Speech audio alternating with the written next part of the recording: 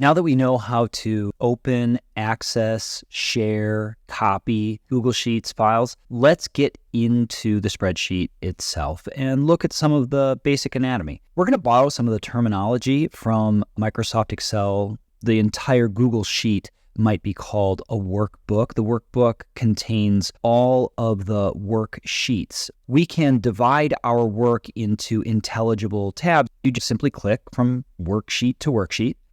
You can do different things within the worksheets. You can copy it to a different workbook or to a different file, rename it. You can change the color to create a visual emphasis. And there are security options such as hide sheet or protect sheet.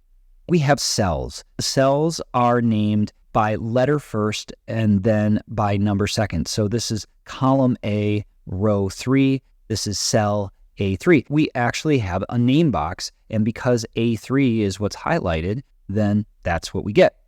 This over here is called the formula bar. There's all kinds of functionalities on these ribbons that allow us to align. It's probably stuff that you're fairly familiar with. We can create beat borders around our cells, or change the color of our cells, or change the color of the text, etc., etc. There are 3 kinds of cell data that might go into a cell, and that would be a number, which springs first to mind. So something like 3, but you can also put in text. Chloe eats eggs. Finally, you can also put in booleans or logical values, which really drive a lot of interesting capabilities. Those are just true or false values. Next, what we're going to do is work with the formulas themselves and see how we can turn data inputs or cell values into results.